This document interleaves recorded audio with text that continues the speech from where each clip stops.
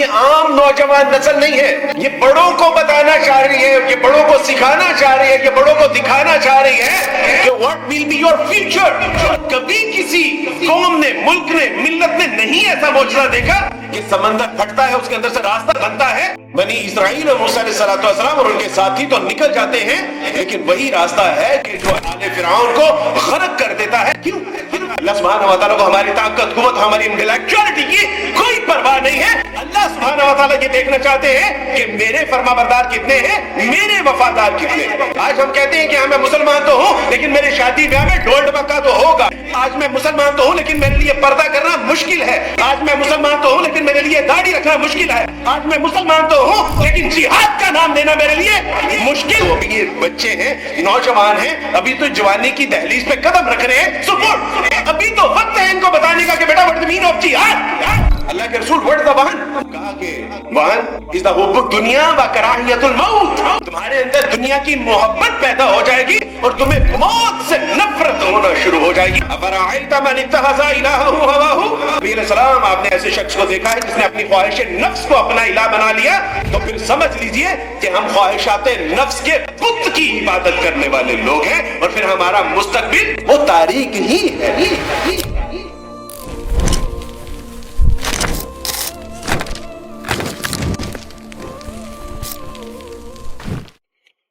السلام علیکم ورحمۃ اللہ وبرکاتہ۔ نحمدہ و نصلی علی رسولہ الکریم، اما بعد، فاعوذ باللہ من الشیطان الرجیم، بسم اللہ الرحمن الرحیم۔ قال اللہ سبحانہ وتعالی فی القرآن المجید، فی القرآن الحمید، یا بنی اسرائیل اذکروا نعمتی التی انعمت علیکم وانی فضلتکم علی العالمین۔ صدق اللہ العظیم۔ رب اشرح لی صدری ویسر لی امری واحلل عقدۃ من لسانی یفقہوا قولی۔ ربی زدنی علما، آمین یا رب العالمین۔ ہر طرح کی تعریف اللہ سبحانہ و تعالیٰ کے لیے ہے جو رب ہے تمام جہانوں کا، اور جس کے اختیار میں ہم سب کی جان ہے، اور بالآخر ہم سب کو اسی کی طرف لوٹ کر جانا ہے۔ اور کروڑوں درود و سلام نبی علیہ السلام کی ذات اقدس پر کہ جنہوں نے بھٹکی ہوئی انسانیت کو ایک ایسا صراط مستقیم عطا کیا کہ جس پر چلنے کا انعام اللہ کے یہاں وسیع جنتیں۔ معزز حاضرین کرام و خواتین اسلام، اللہ سبحانہ و تعالیٰ بہت جزائے کثیر عطا فرمائے ینگ موٹیو کے ان تمام نوجوانوں کو کہ جو گفتگو یا بحث زیر موضوع ہونی چاہیے تھی مساجد اور مدارس میں، وہ یہ نوجوان ان حالوں کے اندر یا مختلف انسٹیٹیوٹ کے اندر، اسکول، کالج، یونیورسٹی کے اندر اس طرح کی گفتگو کا انعقاد کروا کے شاید اللہ سبحانہ و تعالیٰ کے یہاں کچھ منظرنامہ تبدیل ہو رہا، اور بتانا اور دکھانا اللہ سبحانہ و تعالیٰ یہ چاہ رہے ہیں کہ اب یہ جو نوجوان نسل ہے یہ روایتی نوجوان نسل نہیں ہے۔ اب یہ محض وہ نوجوان نسل نہیں ہے کہ جو اپنے شب و روز موبائل کے اوپر، ٹک ٹاک کے اوپر گزار، بلکہ اب یہ وہ نوجوان نسل ہے جو بیدار ہو چکی ہے، جس کو اس بات کا فکر ہے کہ ہمارا ماضی کیا تھا۔ اب یہ وہ نوجوان ہے جو بیدار ہو چکی ہے، جو جاننا چاہتی ہے کہ میرا مستقبل کیا ہوگا۔ اب یہ عام نوجوان نسل نہیں ہے، یہ بڑوں کو بتانا چاہ رہی ہے، یہ بڑوں کو سکھانا چاہ رہی ہے، یہ بڑوں کو دکھانا چاہ رہی ہے کہ what will be your future۔ یہ دکھانا چاہیے یہ بچے، یہ نوجوان کہ جن کو بذات خود اس وقت تربیت کے مراحل میں ہونا چاہیے تھا، وہ اب امت مسلمہ کے بڑوں کو بتا رہے ہیں کہ تمہارا مستقبل کیا ہونے والا ہے۔ اگر تم اپنے حال پہ راضی رہ گئے اور ماضی سے سبق نہ سیکھا تو پھر تمہارا انجام کیا ہونے والا ہے۔ تو اللہ سبحانہ وتعالیٰ جزائے خیر عطا فرمائے یہاں موٹی والوں کو. یہ آج سے 15 سال پہلے ڈاکٹر اسرار رحم اللہ کا، بلکہ 15 سال سے بھی کچھ عرصہ زیادہ، کہ ڈاکٹر اسرار رحم اللہ نے اس عنوان کے اوپر ان کے لیکچر بھی تھے، ان کی گفتگو بھی تھی اور ان کی کتاب بھی تھی کہ قوموں کا ماضی، حال اور مستقبل. جب ماضی کے جروکوں میں دیکھتے ہیں تو ہمیں پتہ چلتا ہے کہ کامیاب اور کامران جو سیولائزیشن تھی، جن کو اللہ سبحانہ و تعالیٰ نے ایسا عروج عطا فرمایا تھا، وہ چاہے پرشین امپائر ہو، وہ چاہے رومن امپائر ہو، چاہے وہ گریک سیولائزیشن ہو، چاہے اس سے بڑی بڑی ایسی سیولائزیشن کہ جن کو طاقت، قوت اور دنیا کے یعنی کہ دنیا کے خطوں سے ان کے نقوش ختم کرنا مشکل نہیں، ناممکن. اور اگر آج ہزاروں سال گزرنے کے باوجود اگر ان کے نقوش جو کہ موجود ہیں، محسوس کیے جا سکتے ہیں، دیکھے جا سکتے ہیں، تو آپ تصور کیجئے کہ اس وقت کی سیولائزیشن وہ کیا سیولائزیشن ہو. اب محض مصر کے جو پیرامیٹرز ہیں صرف ان کا آپ تجزیہ کر لیجئے، ان کا اندازہ کر لیجئے کہ کتنی طاقت اور قوت والی وہ قوم، کیسی ذہین و فطین قوم. آج کی انٹلیکچولیٹی جو آرکیٹیکٹ میں ہے وہ بھی سر پکڑ کے بیٹھی ہوئی ہے کہ بنانا تو دور ہے، ہمیں تو سمجھ ہی نہیں آ رہا کہ انہوں نے یہ سارا سٹرکچر ڈیزائن کیسے کیا ہے. ان کا جب اللہ سبحانہ و تعالیٰ حال اور احوال بیان فرماتے ہیں نا تو ان کے قد کا تذکرہ کرتے ہیں، ان کی طاقت اور قوت کا تذکرہ کرتے ہیں، ان کی ذہانت اور فطانت کا تذکرہ کرتے ہیں تو انسان دنگ رہ جاتا ہے. لیکن ہوا کیا؟ ان سیولائزیشن کے ساتھ ہوا کیا؟ اور پھر جو قرآن مجید میں اللہ سبحانہ و تعالیٰ نے قوم عاد، قوم سمود کا تذکرہ کیا ہے، کہ آپ کا کیا خیال ہے کہ ان اقوام یہ کوئی عام قومیں تھیں؟ They are the common nations. بالکل بھی نہیں، یہ بالکل بھی عام قسم کی اقوام نہیں تھی، بلکہ بہت ذہانت اور فطانت والی اقوام تھی. لیکن ایک کرپشن کرتے ہیں اور قوم عاد کو اللہ سبحانہ و تعالیٰ تباہ و برباد کر کے قرآن مجید کے اندر آنے والی نسلوں کے لیے ایک سبق بنا دیتے. اور کرپشن کیا تھی؟ شرک.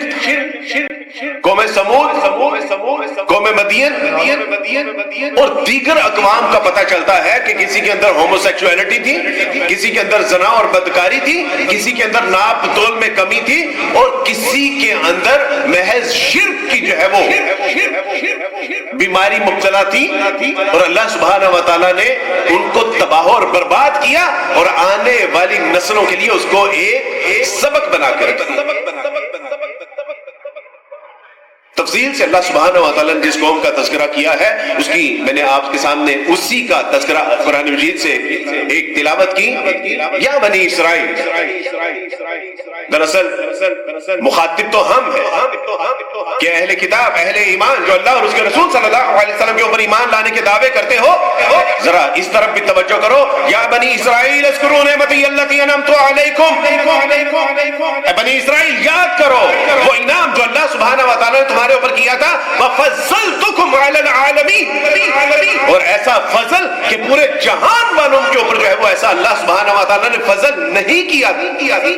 3000 سال کی تاریخ اٹھا کے دیکھیے، کوئی ایک دور بھی ایسا نہیں گزرتا کہ ان کے اندر جو ہے وہ انبیاء علیہ السلام کا تسلسل موجود نہ.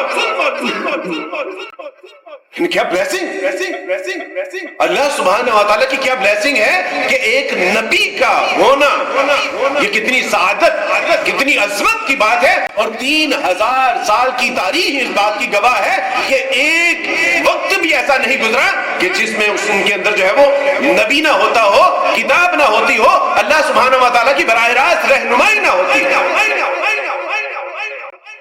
وَفَضَّلْتُكُمْ عَلَى الْعَالَمِينَ، اللہ سبحانہ و تعالیٰ نے مصر سے ان کو جب ان کی عورتوں کو جو ہے وہ رکھ لیا جاتا تھا اور ان کے لڑکوں کو قتل کر دیا جاتا تھا، جب ظلم و ستم کی چکی میں پیس دیا گیا، اللہ سبحانہ سبحانہ و تعالیٰ نے ان کے اوپر نظر کی اور موسیٰ علیہ السلام کو ان کی نجات کا ایک ذریعہ بنایا. اللہ سبحانہ و تعالیٰ جب ان کی نجات کا ذریعہ بنایا, اللہ سبحانہ و تعالیٰ نے ایک ایسا خرق عادت معاملہ فرمایا, ایک معجزہ عطا فرمایا کہ ان کو آنکھوں سے عذاب نظر آتا تھا. اللہ سبحانہ و تعالیٰ نے بہت سہولت اور آسانی اور مواقع اور چانسز عطا فرمائے, لیکن وہ نہیں مانے. اللہ سبحانہ و تعالیٰ نے فرمایا کہ there is no problem. موسیٰ اس قوم کو لے کے نکلیے. قوم کہتی ہے کہ ہمارے پاس تو کچھ ہے نہیں, نہ لڑنے کے لیے اسلحہ ہے, نہ طاقت اور قوت ہے. اللہ سبحانہ و تعالیٰ کی توفیق سے جب وہ وہاں سے نکلتے ہیں تو اللہ سبحانہ و تعالیٰ وہی ایک راستہ ہے سمندر کے اندر سے, اور کبھی کسی قوم نے, ملک نے, ملت نے نہیں ایسا معجزہ دیکھا کہ سمندر پھٹتا ہے, اس کے اندر سے راستہ نکلتا بنتا ہے. بنی اسرائیل اور موسیٰ علیہ السلام اور ان کے ساتھی تو نکل جاتے ہیں, لیکن وہی راستہ ہے کہ جو آل فرعون کو غرق کر دیتا ہے. کیوں؟ وَفَضَّلْتُكُمْ عَلَى الْعَالَمِينَ. یہ اللہ سبحانہ و تعالیٰ کا فضل تھا تمہارے اوپر جو پورے جہان والوں سے تم پر کیا اللہ سبحانہ و تعالیٰ نے. ایک ایسا صاحبان موسیٰ علیہ السلام کی قوم کے لوگوں نے کہا کہ موسیٰ علیہ السلام, ہم وہاں پر جو ہے وہ ہنٹر پڑتے تھے, جوتے پڑتے تھے, ہمیں مار پڑتی تھی, ہماری عورتوں کو اٹھا کے لے جاتے تھے, ہمارے بچوں کو قتل کر دیتے تھے, سارا دن ہم سے محنت اور مشقت کرواتے تھے, لیکن کم سے کم روٹی تو ملتی تھی. موسیٰ آپ نے ہمارے ساتھ کیا؟ اللہ سبحانہ و تعالیٰ نے کہا کہ اللہ میری قوم مجھ سے شکایت کرتی ہے. اللہ نے فرمایا there is no problem.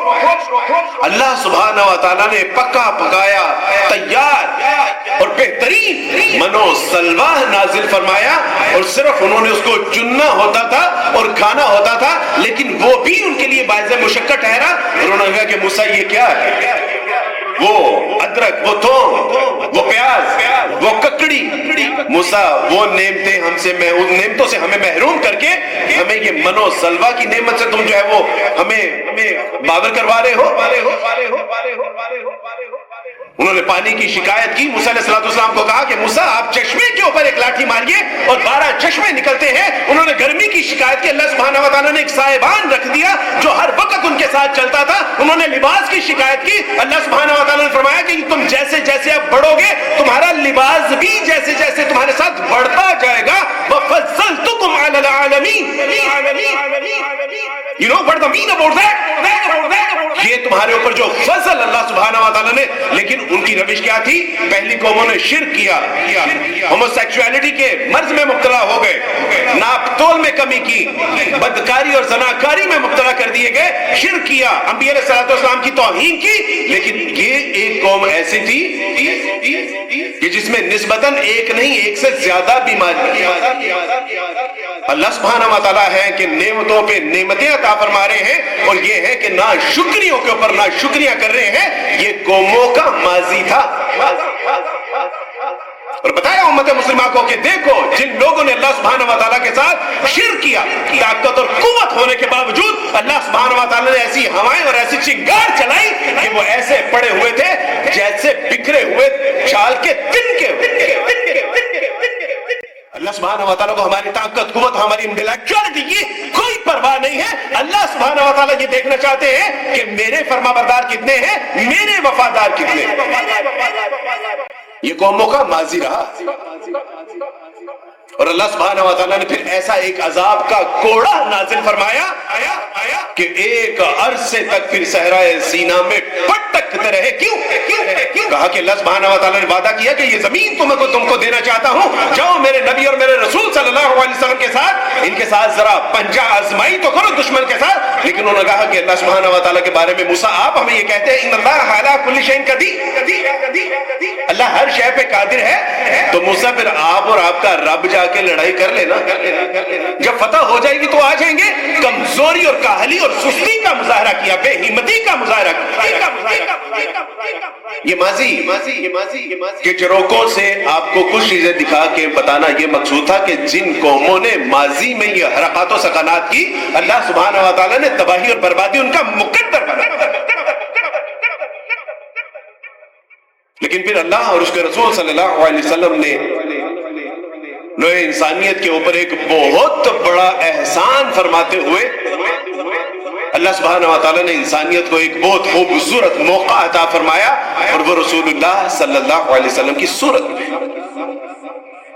آپ نے بتایا کہ شرک کیا ہے، الوہیت کیا ہے، ربوبیت کیا ہے، وحدت و یکتانیت کیا ہے، بتایا رسالت کیا ہوتی ہے، بتایا ماں بہن بیٹی کی عزت مقام و مرتبہ کیا ہوتا ہے، بتایا بوڑھوں کا مقام و مرتبہ کیا ہے، بتایا کہ ڈر پوک بن کے زندگی بسر کرو گے تو لوگ کیڑے اور مکوڑوں کی طرح تمہیں مسل کے رکھ دیں گے، دکھایا کہ جوان مردی کیا ہوتی ہے، ہمت اور طاقت کیا ہوتی ہے، اللہ کے لیے لڑنا کیا ہوتا ہے، اللہ کے لیے مرنا کیا ہوتا ہے، اللہ کے لیے جینا کیا ہوتا ہے۔ ایک پھر ماضی کا خوبصورت پہلو ہمیں یہ دکھایا کہ جب اللہ اور اس کے رسولوں کے ساتھ وفاداری کا مظاہرہ کرو گے، اللہ سبحانہ و تعالیٰ عزت مقام و مرتبے عطا فرمائیں گے، اور دنیا تمہیں رہتی دنیا تک تاریخ میں تمہارے قصے نقل کیا کرے گی۔ آج امت مسلمہ ہمارے پاس ماضی بھی ہے، ہمارے پاس حال بھی ہے، لیکن مستقبل کا تعین آپ نے خود کر لیا۔ یہ یاد، آج ہم مسلمان تو ہیں، لیکن ایک نئی اصطلاح آئی ہے نان پریکٹسنگ مسلم۔ ہاں میں مسلمان تو ہوں، لیکن میں نان پریکٹسنگ مسلمان ہوں۔ What is this? یہ کون سی نئی ٹرمینالوجیز ہیں؟ مسلمان تو کہتے ہی اس کو ہیں کہ جو اللہ اور اس کے رسول صلی اللہ علیہ وسلم کے اوپر ایمان لاتا ہے، اور ایمان لانے کے بعد وہ عمل بھی کرتا ہے۔ اِلَّا الَّذِينَ آمَنُوا وَعَمِلُوا الصَّالِحَاتِ، وہ لوگ جو ایمان لائے اور نیک اور صالح اعمال بجا لائے۔ یہ کون سی نئی ٹرمینالوجی ہے؟ I'm not non-practicing Muslim. What is this? آج ہم کہتے ہیں کہ ہاں میں مسلمان تو ہوں، لیکن میں کسی کو روکتا نہیں ہوں، وہ جو چاہے وہ کرے، بس مجھے میرے۔ جب ایک نبی نے اپنی قوم کو ناپ تول سے روکا، یعنی اس میں کمی کوتاہی کرنے سے جب ان کو روکا، تو وہ کہتے تھے کہ آپ کی نماز آپ کو سکھاتی ہے کہ آپ ہمارے معاملات میں دخل اندازی کیجئے۔ اور آج کا سیکولر بھی یہی کہتا ہے کہ آپ خود اپنا چھوڑے نہیں، کسی کو چھیڑے۔ لیکن اسلام کا مزاج نہیں ہے۔ آج ہم کہتے ہیں کہ ہاں میں مسلمان تو ہوں، لیکن میرے شادی بیاہ میں ڈھول ڈمکا تو ہوگا، ڈی جے تو چلے گا، کیونکہ بڑے تایا جان نہیں مانتے، بڑی پھپھو نہیں مانتی۔ آج میں کہتا ہوں کہ میں مسلمان تو ہوں، لیکن بینک کے ساتھ سود اور گھسوٹ کا کاروبار میری مجبوری ہے، ممکن نہیں ہے۔ آج میں مسلمان تو ہوں، لیکن میرے لیے پردہ کرنا مشکل ہے۔ آج میں مسلمان تو ہوں، لیکن میرے لیے داڑھی رکھنا مشکل ہے۔ آج میں مسلمان تو ہوں، لیکن نظام کا نام لینا میرے لیے مشکل ہے۔ آج میں مسلمان تو ہوں، لیکن جہاد کا نام لینا میرے لیے مشکل۔ اس کا مطلب ہے کہ پھر میں مسلمان نہیں، میں منافق، کہ جس نے اپنا نام تو مسلمان کے ساتھ منسلک کیا ہوا ہے، اللہ اور اس کے رسول کے ساتھ منسلک کیا ہوا ہے، لیکن جب میں نام لیتا ہوں جہاد کا، نظام کا، اللہ اور اس کے رسول کا، تو میں کہتا ہوں کہ نہیں، وہ ادارے ہیں، وہ تھریڈز ہیں، وہ مشکلات کھڑی ہو جائیں گی۔ آج ہمیں بتایا جا رہا ہے کہ نہیں، جنگ کرنا اچھی بات نہیں۔ رسول اللہ صلی اللہ علیہ وسلم کی حدیث، میں نے آپ سے عرض کی کہ تعین اب آپ نے اپنے مستقبل کا کرنا ہے۔ رسول اللہ صلی اللہ علیہ وسلم فرمایا کہ ایک وقت ایسا آئے گا کہ تم دنیا کی محبت میں مبتلا کر دیے جاؤ گے، اور اپنی سواریوں کی جو ان کی دمیں ہیں ان کو مضبوطی سے تھام لو گے، اور جہاد کا نام لینے سے بھی تم بدکنا شروع کر دو۔ لیکن اللہ سبحانہ و تعالیٰ پھر تمہارے مقدر میں ذلت اور رسوائی لکھ دیں گے، یہاں تک کہ تم دوبارہ اللہ اور اس کے رسول اور جہاد کی طرف نہ پلٹ جاؤ۔ آج ہمیں کہا جاتا ہے کہ وہ جہاد یونیورسٹی میں جانا ہوتا ہے، پرنسپل نے باقاعدہ طور پر مجھے سائڈ پہ لے جا کے کہا، اس نے کہا کہ عبدالوارث بھائی آپ پلیز جہاد کا تو ابھی یہ بچے ہیں، نوجوان ہیں، ابھی تو جوانی کی دہلیز پہ قدم رکھ رہے ہیں، سپورٹ، ابھی تو وقت ہے ان کو بتانے کا کہ بیٹا واٹ از مین آف جہاد۔ اپنا حق لینے کے لیے جہاد تمہارے اللہ سبحانہ و تعالیٰ نے تمہارے لیے فرض کر دیا ہے۔ کتب علیکم القتال، ہمارے بچوں کو یہ بتا بتا کے کہ کتب علیکم الصیام، کتب علیکم القصاص، اور جب قتال کا نام آتا ہے تو ٹانگیں کاپنا شروع ہو جاتی ہیں۔ آخر ہم یہ مسلمان ہیں بھی کہ نہیں؟ ہمیں کہا جاتا ہے کہ نہیں، وہ جنگ کرنا اچھی بات نہیں ہے۔ یاد رکھیں، رسول اللہ صلی اللہ علیہ وسلم نے فرمایا، انس رضی اللہ تعالیٰ عنہ سے روایت ہے، فرمایا کہ تم اگر ہاتھ سے جہاد کر سکتے ہو، اللہ نے جب تمہارے اوپر جہاد فرض کیا ہے اور موقع آ گیا ہے تو تم پہ لازم ہے کہ اپنے ہاتھ سے جہاد کرو۔ ہاتھ سے نہیں کر سکتے تو اپنے مال سے کرو، اور اگر مال سے بھی نہیں کر سکتے تو پھر اپنی زبان سے جہاد کرو۔ ڈیوڈ بن گوریان جو کہ پہلا وزیر اعظم تھا اسرائیل، جب اس سے کہا گیا کہ آج دعائے گریہ ہے، اس کی بیٹی نے کہا، اس نے کہا کہ بیٹا آج تو بہت منسٹری آف ڈیفنس کا ایک اہم اجلاس ہے اور مجھے وہاں پر جانا ہے۔ کہا کہ آج دعائے گریہ ہے۔ کہا بیٹا قوموں کے عروج و زوال میں اگر دعاؤں کا محض کردار ہوتا تو ہر سال مسلمان 25 لاکھ کا مجمع لے کے مقام حج کے اوپر ہمارے لیے بد دعائیں کرتے ہیں کہ اللہ سبحانہ و تعالیٰ اسرائیل کو تباہ و برباد کر دے۔ اگر قوموں کے عروج و زوال کا فیصلہ صرف دعاؤں سے ہوتا تو اسرائیل کب سے مارز وجود سے مٹ چکا ہوتا۔ لیکن بیٹا دعا کے ساتھ طاقت اور قوت کا بھی مظاہرہ کرنا ہے، اور ان کا کوئی ایسا بچہ نہیں ہے کہ جو اسکول جاتے ہوئے اپنے ساتھ ویپن کیری نہیں کرتا۔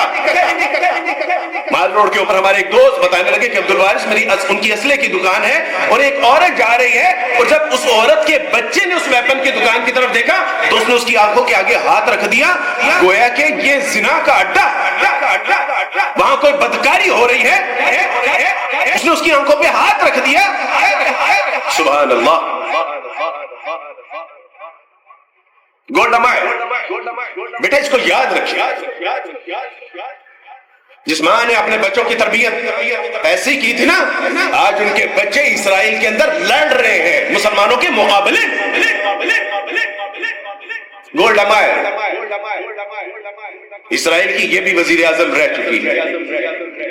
گولڈا مائر نے امریکہ کے ساتھ ایک بہت بڑی اسلحے کی ڈیل کی، اور جب اس نے اسلحے کی ڈیل جب اس نے کر لی تو ایک امریکن صحافی آتا ہے اور پوچھتا ہے کہ ابھی تو آپ ترقی کے مراحل میں ہیں، ابھی تو آپ کو اپنی سڑکیں پکی کرنی چاہیے تھی، گلیاں محلے سیدھے کرنے چاہیے تھے، انسٹیٹیوٹ قائم کرنے چاہیے تھے، ابھی تو آپ کو اپنا لائف سٹائل نسبتاً بہتر کرنا چاہیے تھا، لیکن آپ نے اسلحے کی اتنی بڑی ڈیل کر کے اپنے آپ کو مشقت میں نہیں ڈال لیا۔ انہوں نے کہا کہ مسٹر، قومیں تاریخ میں وہ یاد رکھی نہیں جاتی کہ جو اچھے جیم اور بریڈ اور بٹر کے ساتھ ناشتہ کرتی ہیں۔ تاریخ میں ان قوموں کو یاد نہیں رکھا جاتا جو جیم بریڈ اور انڈے کے ساتھ ناشتہ کرتی ہیں، ان قوموں کو یاد رکھا جاتا ہے جو فاتح ہوتی ہیں، اور فاتح ہونے کے لیے آپ کے پاس طاقت، قوت اور اسلحے کا ہونا لازم و ملزوم۔ اس لیے میں نے یہ فیصلہ کیا تھا کہ ہم گلی محلے اور اپنی سڑکیں، اپنے انسٹیٹیوٹ، اپنا لائف سٹائل بعد میں بہتر کریں گے، پہلے ہمیں اپنے آپ کو طاقتور اور قوتور اپنے آپ کو بنانا ہے۔ اس نے کہا کہ یہ سبق آپ نے سیکھا کہاں سے؟ اس نے کہا کہ محمد اپنے دشمنوں کے نبی سے، کیونکہ محمد صلی اللہ علیہ وسلم کا جس دن انتقال ہوا تھا ان کے چراغ میں ڈالنے کے لیے تیل موجود نہیں تھا،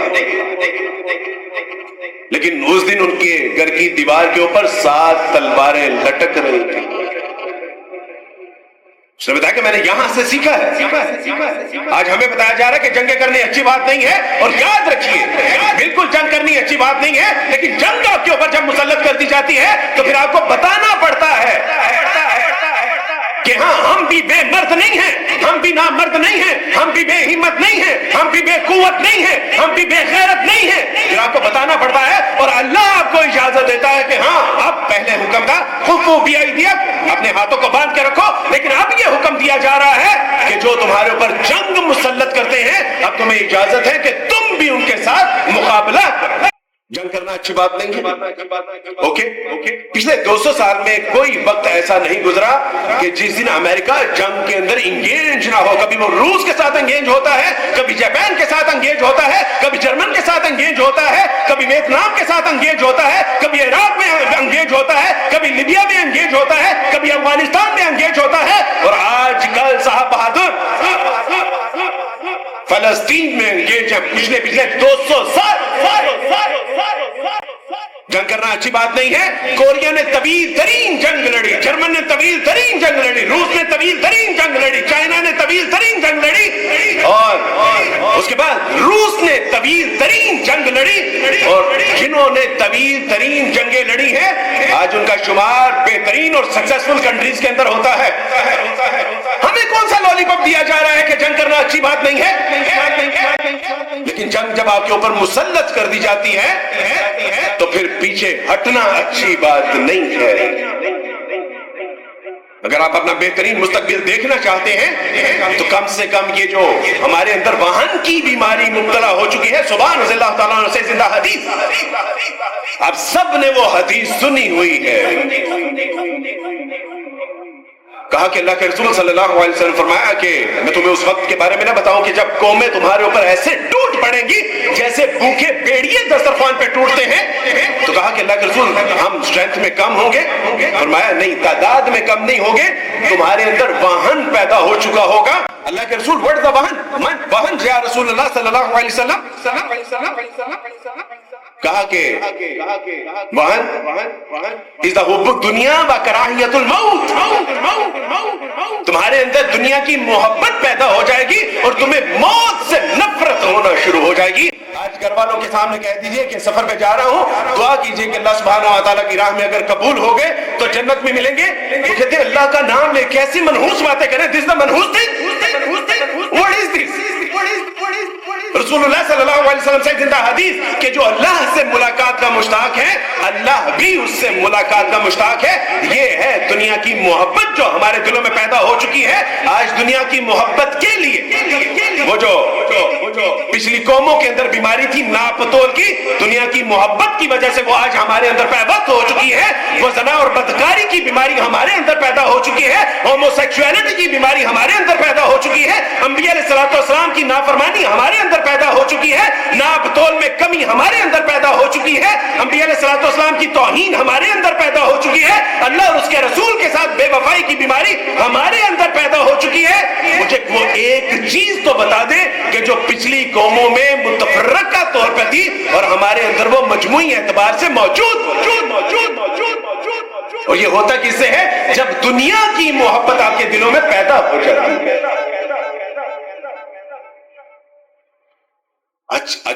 جب اپنے گھروں میں جائے نا تو آپ نے صرف جائزہ لینا ہے کہ مجھے دنیا سے کتنی محبت ہے, میں اللہ سے ملاقات کا کتنا مشتاق ہوں, میں مرنے کے لیے کس قدر تیار ہوں. تب آپ کو پتا چلے گا کہ what the mean of توحید. اگر اللہ کی طرف دل کھینچے تو پتا چل جائے گا کہ آپ موحد ہیں. اور اگر لگے کہ نہیں ابھی تو گھر بنانا ہے, ابھی تو کاروبار اسٹیبل کرنا ہے, ابھی تو بچے چھوٹے ہیں, اس کا مطلب ہے کہ یہ مال و دولت و دنیا, یہ رشتہ و پیوند بتانے وہم و گما لا الہ الا اللہ. اگر مکان, دکان, خاندان, کاروبار, بیوی, بچوں کی, گھر بار کی محبت ابھی دل میں اس قدر پیوست ہے کہ اللہ اور اس کے رسول صلی اللہ علیہ وسلم کی وفا میں بھی وہ رکاوٹ بنی ہوئی ہے, تو پھر اللہ کے رسول صلی اللہ علیہ وسلم پہ نازل ہونے والا قرآن افرأیت من اتخذ الہہ ہواہ, نبی علیہ السلام آپ نے ایسے شخص کو دیکھا ہے جس نے اپنی خواہش نفس کو اپنا الہ بنا لیا. تو پھر سمجھ لیجئے کہ ہم خواہشات نفس کے بت کی عبادت کرنے والے لوگ ہیں, اور پھر ہمارا مستقبل وہ تاریک ہی ہے. رسول اللہ صلی اللہ علیہ وسلم فرمایا کہ حب دنیا و کراہیت الموت, اور جن کو اللہ اور اس کے رسول سے محبت ہوتی ہے تو پھر وہ یہ نہیں دیکھتا کہ میرے پاس وسائل ہیں یا نہیں. پھر اقبال اس کو کہتے ہیں کہ ڈرتا نہیں ہے موت سے یہ فاقہ کا ذرا, روح محمد اس کے بدن سے نکال لو. پھر سمجھ لیجیے کہ روح محمد اگر ہمارے بدن میں ہے تو پھر موت سے محبت ہوگی. کہا تھا خالد بن ولید نے کہ تم ایسی قوم کو کیسے ہرا سکتے ہو یا مرنے سے ڈرا سکتے ہو کہ جو تو جیتے ہی اس لیے ہیں کہ اللہ کی راہ میں مار دیے جائیں. جان دے دی کہ دی ہوئی اسی کی ہے, حق تو یہ ہے کہ حق ادا نہ ہوا. اگر آپ چاہتے ہیں کہ اپنا مستقبل, رسول اللہ صلی اللہ علیہ وسلم کہ قومیں تو تمہارے اوپر ٹوٹیں گی, تمہارے اندر دنیا کی محبت بھی پیوست ہوگی, تمہارے اندر موت کا خوف بھی پیدا ہوگا, لیکن کیا پھر بھی ہم نیک اعمال اگر بجا لائیں, اگر رجوع اللہ کر لیں تو ہماری خلاصی ہو سکتی ہے. یس ہو سکتی ہے. اگر یونس علیہ السلام اپنی قوم کو پوری طرح سے متنبع کرنے کے باوجود، حجت تمام کرنے کے باوجود اگر رخصت ہو جاتے ہیں، وہ اللہ سے دعا بھی کر دیتے ہیں کہ اللہ یہ قوم پلٹنے والی نہیں ہے، اس کو تباہ و برباد فرما دیجئے، لیکن قوم نے بالکل کنارے کے اوپر جب توبہ کی، اللہ سبحانہ و تعالیٰ نے سر پہ آیا ہوا عذاب بھی ٹال دیا۔ آج بھی ہو جو براہیم کا ایمان پیدا، آگ کر سکتی ہے انداز گلستان پیدا۔ ہمارا جو حال ہے، اللہ کی قسم ہم اس حال کے لیے پیدا نہیں کیے گئے تھے۔ اللہ سبحانہ و تعالیٰ نے آپ کو منتخب کیا تھا، کنتم خیر امۃ اخرجت للناس تأمرون بالمعروف وتنہون عن المنکر۔ تم تو منتخب کیے گئے، منتخب کردہ لوگ تھے۔ کس لیے اللہ سبحانہ و تعالیٰ جی؟ تاکہ تم اللہ اور اس کے رسول کے پیغام کو پہنچاؤ، اور جو اللہ اور اس کے رسول صلی اللہ علیہ وسلم کی نافرمانی والے کام ہیں اس کی روک تھام میں اپنا کردار ادا کر۔ رحمتیں ہیں تیری اغیار کے کاشانوں پہ، برق گرتی ہے تو بیچارے مسلمانوں پہ۔ کیوں؟ کیونکہ ہم نے اللہ اور اس کے رسول صلی اللہ علیہ وسلم کے ساتھ ویسی وفا نہیں کی جیسی کہ وفا کرنے کا حق۔ اسلام کا مقدر تو یہ ہے کہ یہ دین حق غالب ہو کر رہے گا۔ ارسل رسولہ بالہدی ودین الحق لیظہرہ علی الدین کلہ ولو کرہ المشرکون۔ مسلمانوں کا مقدر یہ ہے، مستقبل یہ ہے کہ یہ اسلام تو غالب ہو کے رہے گا، چاہے یہ مشرکین کو یہ کتنا ہی ناگوار کیوں نہ گزرے، اس کا تو مستقبل یہ ہے۔ لیکن آج مجھے اور آپ کو یہ دیکھنا ہے کہ آج ہم کن کی صفوں میں کھڑے ہیں۔ اور ایک بات یاد رکھیے گا، کیسر بھائی کا وہ مقولہ میں آج تک نہیں بھول سکا۔ انہوں نے کہا تھا کہ اب اہل حدیث دیوبندی بریلوی حنفی شافعی مالکی کا چکر نہیں ہے۔ اللہ سبحانہ و تعالیٰ کے حضور اب دو ہی گروہ ایگزسٹ کریں گے، ایک اہل ایمان کا اور ایک اہل کفر کا۔ ہمیں یہ انتخاب کرنا ہے کہ ہم اہل ایمان میں سے ہیں یا اہل کفر میں سے ہیں، ہم اللہ والوں میں سے ہیں یا شیطان والوں میں سے ہیں، ہم اللہ والوں میں سے ہیں یا رحمان والوں میں سے ہیں یا شیطان والوں میں سے۔ ہم رسول کے جھنڈے کے نیچے کھڑے ہیں یا رسول کے دشمنوں کے ساتھ کھڑے ہیں۔ اب مجھے اور آپ کو یہ اس کا انتخاب کرنا ہے۔ اور سچی بات آپ کو بتاؤں، یہ جو ابھی ذکی بھائی نے ایک شعر پڑھا تھا نا کہ عقابی روح جب بیدار ہوتی ہے جوانوں میں، نظر آتی ہے اس کو اپنی منزل آسمانوں میں، یہ بہت معنی خیز شعر۔ اقبال وانٹ ٹو سے کیا میں نے اس خاکداں سے کنارہ جہاں رزق کا نام ہے آب و دانا۔ اقبال کہتے ہیں میں نے تو اس دنیا کو کب سے چھوڑ دیا ہوا ہے کہ جس دنیا کا نام تم نے یہ رکھا ہوا ہے کہ یہاں روٹی پانی زندگی اور موت ہے۔ اقبال کہتے ہیں میں نے تو اس خاکداں کو کب سے چھوڑ دیا ہوا۔ اور جب انسان کے اندر عقابی روح پیدا ہوتی ہے تو اس کا مطلب ہے کہ وہ لا الہ الا اللہ کا معنی اور مفہوم سمجھ جاتا ہے۔ جب عقابی روح پیدا ہوتی ہے تو اس کا مطلب یہ ہے کہ وہ رسول اللہ کی محبت سے آشنا کر دیا جاتا ہے۔ جب عقابی روح پیدا ہوتی ہے تو پیغام قرآن کو سمجھ جاتا ہے۔ جب عقابی روح پیدا ہوتی ہے تو امت کا جز بن جاتا ہے۔ جب عقابی روح پیدا ہوتی ہے تو موت کے خوف سے مستثنا کر دیا جاتا ہے۔ جب عقابی روح پیدا ہوتی ہے تو اس کو اللہ سے ملاقات کا اشتیاق پیدا کر دیا جاتا ہے۔ مگر نہ اقبال وہ پرندے کی بات نہیں کر رہے۔ عقابی روح جب بیدار ہوتی ہے جوانوں میں، نظر آتی ہے اس کو اپنی منزل آسمانوں میں۔ یعنی کہ Iqbal where in the sky, Iqbal کہاں آسمانوں میں؟ وہ کون سی منزل ہے جو آسمانوں میں ہے ہماری؟ ہم تو یہاں دنیا میں اپنی ڈگریاں تلاش کر رہے ہیں، پیسہ تلاش کر رہے ہیں، دکان تلاش کر رہے ہیں، مکان تلاش کر رہے ہیں، بیوی بچے تلاش کر رہے ہیں۔ ہم تو یہاں کھجل خراب ہو رہے ہیں۔ Where in the sky.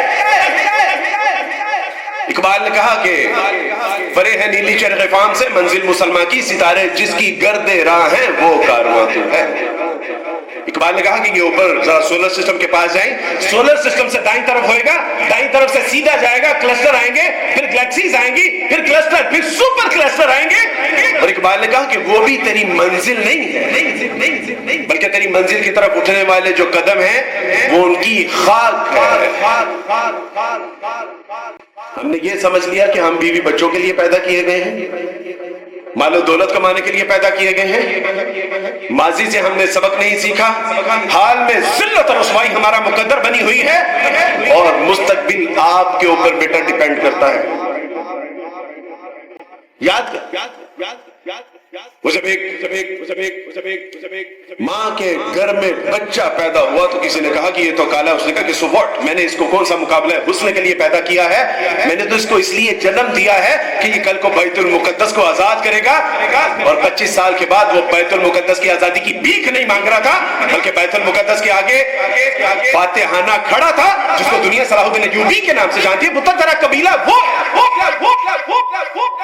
بیٹا تیرا قبیلہ وہ ہے کہ جب محمد بن قاسم 16 سال کی عمر میں سندھ فتح کرتے ہوئے ملتان تک آتا ہے اور اسلام کا جھنڈا سر بلند کر کے جاتا ہے. آپ تصور کیجئے کہ 16 سال کی عمر میں کب اس نے تیراکی سیکھی ہوگی، کب اس نے جنگی حکمت عملی سیکھی ہوگی، کب تلوار بازی سیکھی ہوگی، کب نیزہ بازی سیکھی ہوگی، کب تیر چلانا سیکھا ہوگا، کب حفظ کیا ہوگا، کب احادیث کی کتابیں پڑھی ہوں گی کہ 16 سال کی عمر میں وہ نوجوان سندھ عبور کر کے ملتان تک پہنچ چکا تھا. اور یاد تو کر تیرا قبیلہ کون سا ہے؟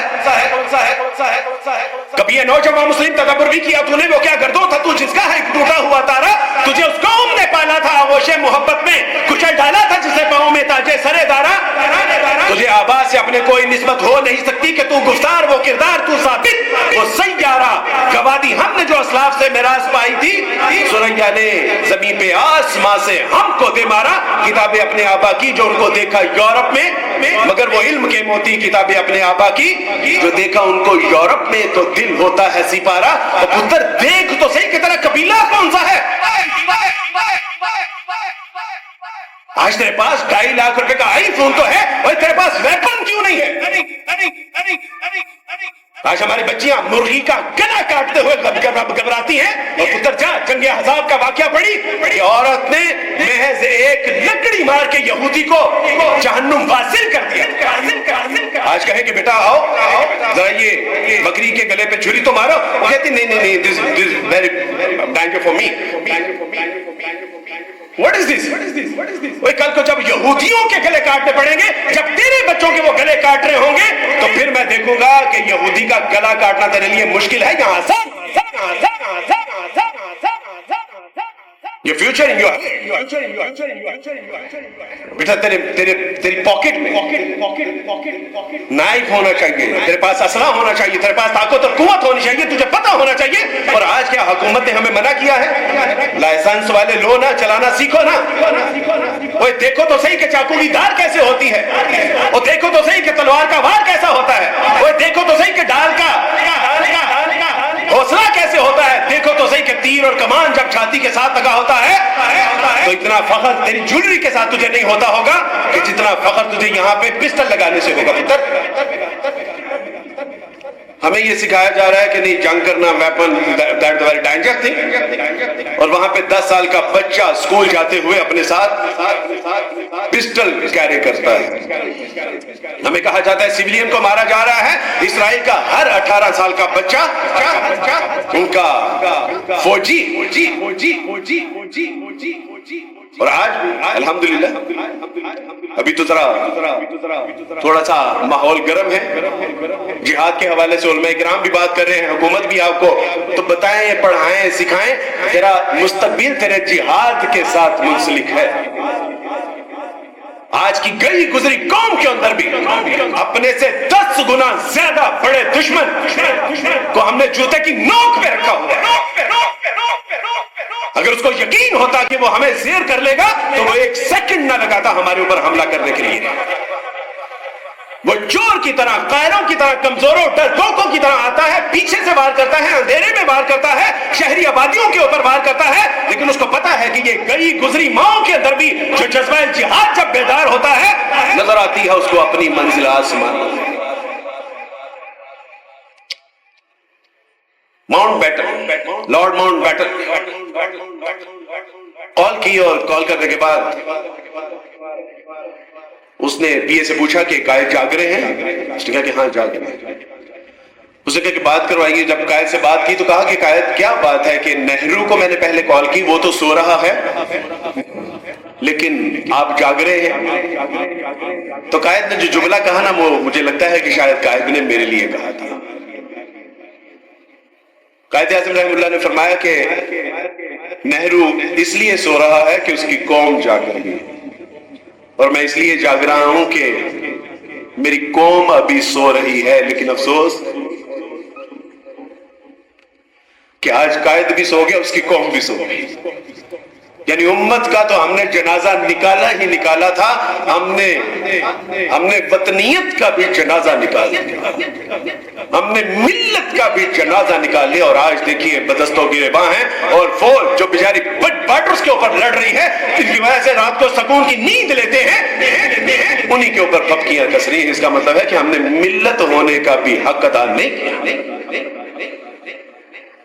ہونا تو یہ چاہیے تھا کہ ان کے ساتھ شانہ بشانہ کھڑے ہوتے اور پوسٹ کرتے کہ نوجوانوں جاؤ لڑو، کہ تمہاری ماں نے تمہیں پیدا ہی اس لیے کیا تھا کہ تم اللہ کے دین کی حفاظت کے لیے، وطن عزیز کی حفاظت کے لیے، جو لا الہ الا اللہ کے لیے حاصل کیا گیا تھا، اس کے لیے قربان ہو جاؤ. لیکن یاد رکھنا کہ تمہاری قربانیاں رائے گاہ نہیں جائیں گی، ہم بھی تمہارے ساتھ تمہاری صفوں میں شریک ہونے والے ہیں. لیکن یہ پھپکیاں کس رہی ہیں؟ میری بہنوں، میری بیٹیوں، میری ماں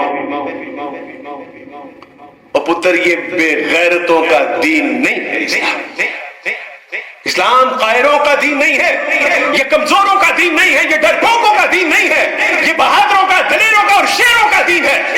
اور جو سمجھتا ہے کہ وہ دلیر، شیر اور بہادر بن کے زندگی نہ بسر کر سکتا، تو اس کو چاہیے کہ وہ خودکشی کرے.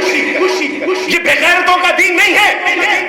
اور اپنے بچوں کو بھی دلیر اور شیر بنائیے، ان کو بھی بتائیے کہ بیٹا تیرے اسلاف کی تاریخ کیسی ہے. اور اقبال نے کہا تھا کہ نہیں ہے نا امید اقبال اپنے کشتے ویرا سے ذرا نم ہو تو یہ مٹی بڑی زرخیز ہے ایسا کہ اوے میری بیٹیوں کو بتایا ہی نہیں گیا، میری بہنوں کو، میری ماں کو بتایا ہی نہیں گیا کہ بیٹا تیرا مقام و مرتبہ کیا ہے. اس لیے اس کو پتا ہے کہ شاید میں جو ہے وہ صرف روٹی پکانے کے لیے پیدا کی گئی، جبکہ یہ عظمت والی جاب ہے. لیکن بیٹا روٹی کے ساتھ تم نے صلاح الدین ایوبی بھی تیار کر رہے تھے، تم نے محمد بن قاسم بھی تیار کر رہے تھے، تم نے طارق بن زیاد بھی پیدا کر رہے تھے. لیکن تو نے سمجھا روٹی پکانا کوئی عام بات نہیں ہے، that's a very great thing. لیکن بیٹا محض تیرا یہ کام نہیں. اور آج ہم نے بچوں کو ٹک ٹاکر تو بنا دیا، ولاگر تو بنا دیا، ایکٹر تو بنا دیا، ڈانسر تو بنا دیا، سنگر تو بنا دیا. اگر نہیں بنایا تو مسلمان نہیں بنایا یا مجاہد نہیں بنایا. تیرا فیوچر بیٹا تیرے ہاتھ میں ہے، میرا فیوچر بھی تیرے ہاتھ میں ہے بیٹی. کہ تیرے اندر غیرت، ہمت، جرت ہوگی تو ہم تیرے آگے سینہ تان کے دشمن کا مقابلہ کر سکیں گے. اور اگر ہماری بیٹیاں ہی دین سے عاری ہو گئی، غیرت سے محروم ہو گئی، تو بیٹا ہم تو شرم سے ہی مر جائیں گے. میرا مستقبل بھی تیرے ساتھ منسلک ہے. اور بیٹا یاد رکھنا کہ تم محض ٹک ٹاک، یوٹیوبر اور ون ویلنگ کے لیے اور کھانے پینے کے لیے، سونے جاگنے کے لیے، ہنسنے اور رونے کے لیے پیدا نہیں کیے. اور بیٹا مستقبل، اسلام کا مستقبل تیرے کندھوں کے اوپر، تیرے زور بازو کے اوپر اسلام کا مستقبل. اس کو جان، اس کو پہچان، اور اپنے آپ کو گیدڑوں کی اور ڈرپوکوں کی اور قائروں کی اور کمزوروں کی صف سے نکال کے اپنے اسلاف کی صف کے ساتھ جب منسلک کرے گا، اللہ سبحانہ و تعالیٰ طاقت، قوت اور ہمت عطا فرمائے گا. کہا تھا اقبال نے کہا تھا کہ نکل کے صحرا سے وہ جس نے روما کی سلطنت کو الٹ دیا تھا، سنا ہے میں نے یہ قدسیوں سے وہ شیر پھر ہوشیار ہوگا. اللہ سبحانہ و تعالیٰ سے دعا ہے کہ اللہ سبحانہ و تعالیٰ مجھے، آپ کو، ہم سب ماضی حال سے سبق سیکھتے ہوئے اپنا مستقبل بہتر بنانے کی توفیق عطا فرمائے. وآخر دعوانا ان الحمد للہ رب العالمین.